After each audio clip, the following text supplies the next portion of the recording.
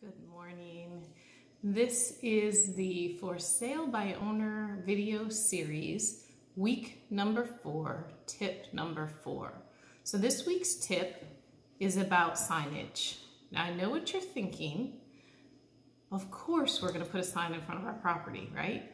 So let's take it a little deeper. Let's talk about why the sign is so important, as well as how you can make the sign more impactful. So first off, the simple fact that as people drive around neighborhoods, they see signs and they may take note of homes for sale.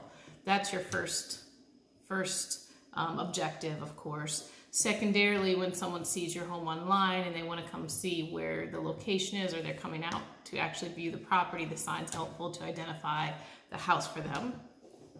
But even more important is when an agent has their buyers out looking at homes, as they are driving from house to house, they are all taking note of signs that they're seeing and asking questions about those homes for sale. So if your house, although it's not in the MLS, and it may be, but if it's not, if it has a sign, the buyers and the agents are still going to see it and make a note to check into that property. So it's another way of attracting the right attention of the people who are actually out looking. So now let's take signs a little bit deeper. Number one, let's talk about additional signs other than the one in front of your property. So you can put a sign out on a major intersection or highway that triggers people's awareness that your house is back in that community. Especially if your house is only a couple turns into the community, that allows you to direct people to your property. If your house is deep into an area off of a major road, then you might want to put a sign that actually says the address of the house. So that's a way of attracting attention that you might not otherwise get from people that didn't realize they were looking for your house.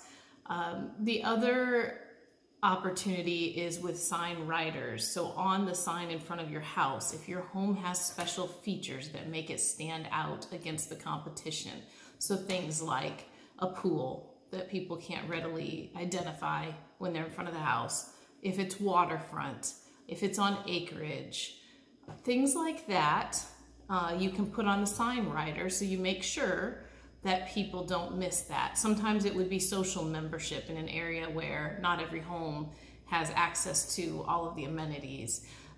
Anything that could trigger the right response from a potential buyer, you can put below the sign so that people know that that's what's going on.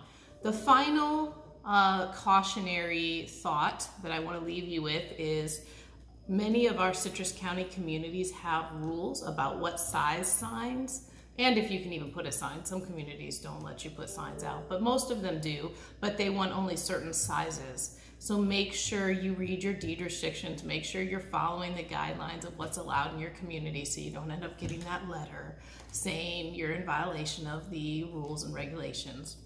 So Pine Ridge is an example. You can have a 9x12 sign. I know Sugar Mill Woods is a little bit smaller. I think there's a 6x8. So just depending on what community, make sure you're following the rules in that community. So that's it for this week. Week number 4, signage. Make sure you've got signs out to let people know all about your property. If you have any questions, give me a call, 352-476-3303. RES Luxury Group, white glove service, red carpet treatment. It's all in the name. We are not the same. Have a great day.